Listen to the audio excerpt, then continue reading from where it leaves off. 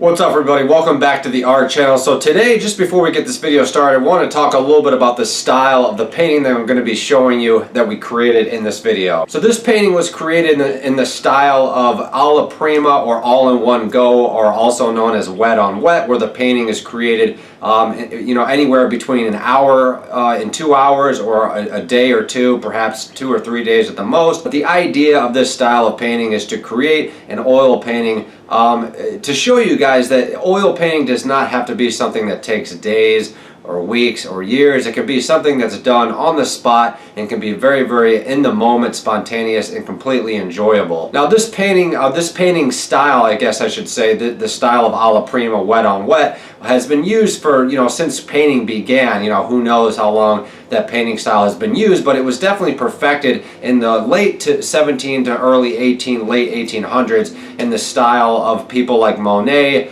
Renoir, somebody like John Singer Sargent, somebody like John Kine, who did the on the spot landscapes, and also spanning to the late 1800s to somebody like Van Gogh, and obviously a lot of the other modern art painters. Now the idea of creating this style of painting is just to create something that's spontaneous, that sort of captures the colors, captures the emotion.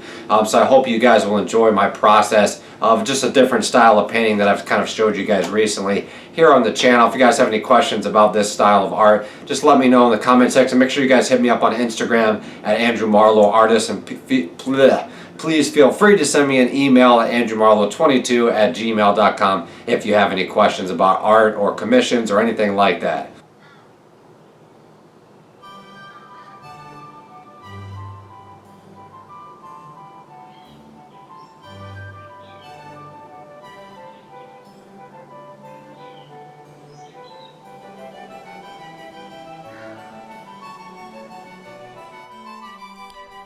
So like I always do, that we talk about, I always start with just some rough outlines, like even just a cross, or just like a little circle, or just a little, a couple shapes, just to kind of get things going. There's a line going straight down the canvas. Working on an 8x10 canvas, just so that I could demonstrate the process of this technique and not have too much ground to cover. If you're doing an alla prima sort of all-in-one go painting that we're going to be doing in this video, it's better to not work so large, because you're going to have more ground to cover and it's going to be a little bit more challenging. I mean, there's a lot of artists out there that can do huge canvases doing this technique, especially if you're doing a landscape or something. So it definitely can be done, but I think it's a little bit smarter to start with a smaller canvas. So this is an 8x10, maybe the size of an average notebook that you would buy at the store, maybe a little bit smaller. So we're just sort of blocking in the shapes, not starting with too much detail, but I want to, at the same time, I want a pretty strong blueprint of enough detail to sort of get going on the painting, just so everything's kind of mapped out.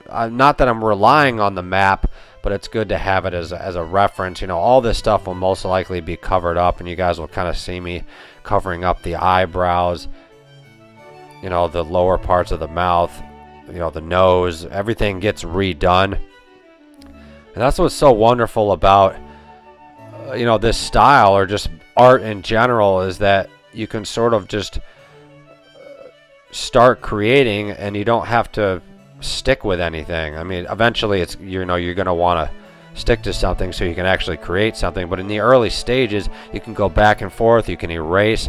Nothing's really set in stone. It's like we talked about in the other video, there's so much potential.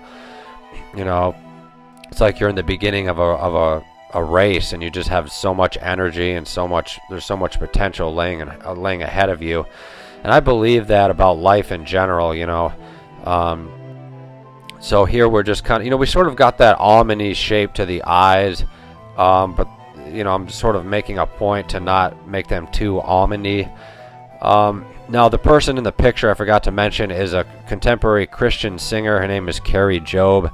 And if anybody out there is wondering, no, I'm not a Christian myself, but I just enjoy her music. I listen to it a lot while I'm creating my art. It's epic and so grandiose. And just very positive, uplifting, epic music, and definitely gets me going, puts me in the right mood for creativity. And I'm not, going for an exact photographic replica of the photograph that you guys will see on the screen, but I am sort of trying to get the likeness as best I can, but it's going to remain impressionistic and kind of spontaneous.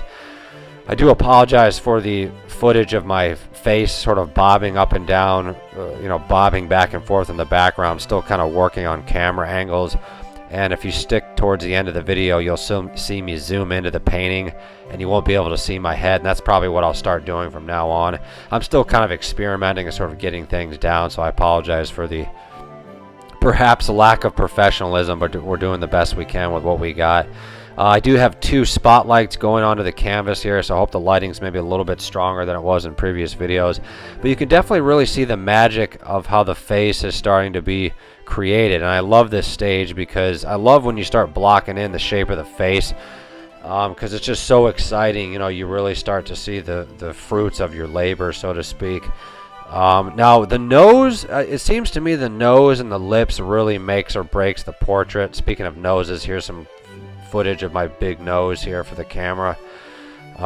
Again, still working on the kinks of the video. Hopefully next time you guys won't see the side of my face, unless you guys like that, but I think it would look more professional without it. So we're blocking in the shapes of the hair, and like I said, the nose and the lips seem to really make or break the portrait for some reason, especially the nose. Now the eyes, you can afford to sort of not have the eyes be perfect, because the eyes are sort of less, not that they're not defined, but they're less, you can have less definition within the shapes of the eyes and get away with it, versus a nose or lips. It has to be the right size at the right. And as you can see in the photograph, maybe it might be a little bit more slanted. Maybe her nose is a little bit bigger. So we're just sort of going for an emotion of Carrie Jo. We're not sitting here saying, oh, we're going to go for an exact replica of this photograph. That's not really much fun to me. It's funner, it's more enjoyable for me to sort of let my my own facets of my own personality and endeavor sort of come out in the photograph. And I don't always know exactly what I'm doing. I sort of have a theory of where we're going to be going with the photograph, with the painting. I'm sort of throwing in some warmer, this is a wonderful reddish color called cadmium, I believe, or maybe it's crimson, I can't remember, but it's a beautiful reddish color to sort of liven up the portrait a little bit. I wiped a little bit of the hairline up there just to sort of leave more room for the forehead. Now this is so exciting here, where we sort of just start blocking in, the shapes of the nose, the little dark parts of the nostrils, the little middle part of the lip, and that really starts to solidify the portrait.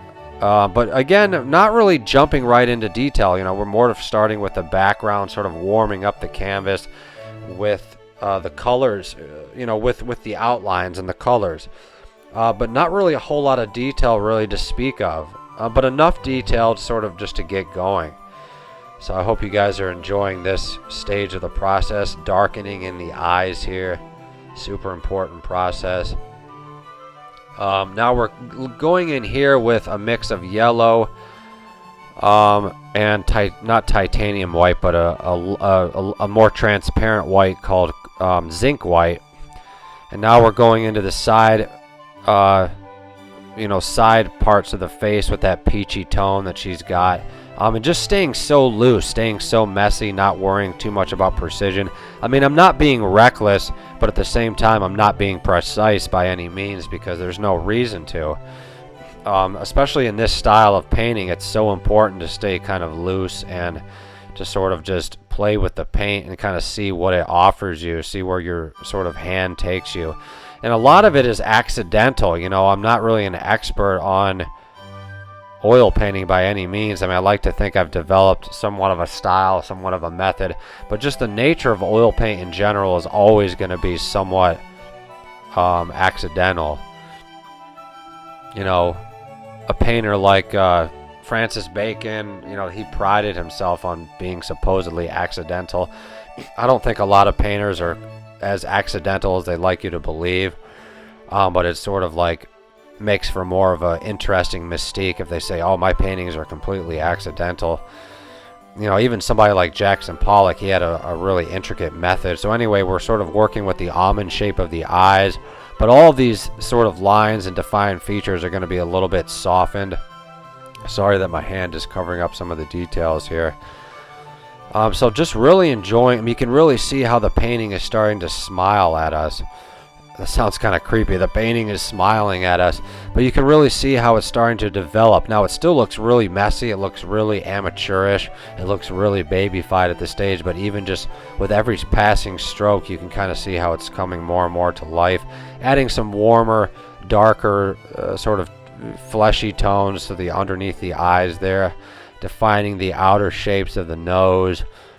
Just working with a lot of whites, zinc white, titanium white, a lot of crimsons, a lot of just straight rosy red colors. I'll try to get a little more precise about the colors that I'm using so I can sort of explain to you guys what colors I'm using. We're using a little bit of some lemon yellow and some orange. Some other colors like, what do they call it? Rose red. That's a really good color for lips. You can really see how the lips kind of really make the painting stand out, and I really love that part of the painting. I was probably listening to some Carrie Job while I was doing this, mixed with a little bit of Alice in Chains. I've been on an Alice in Chains kick lately for some reason. I got really heavily into Alice in Chains when I was younger. That was like my first heavy metal band that I got into. Anyway, just really enjoying the contrast of the paint, going along with the contrast of different music that I listen to while I'm creating. And just sort of really enjoying the process of how this painting is starting to come to life. You know what I mean? It's really important to sort of enjoy the process. I mean, and you can't help but really enjoy the process. It's, there's no way around it. It's such an enjoyable process.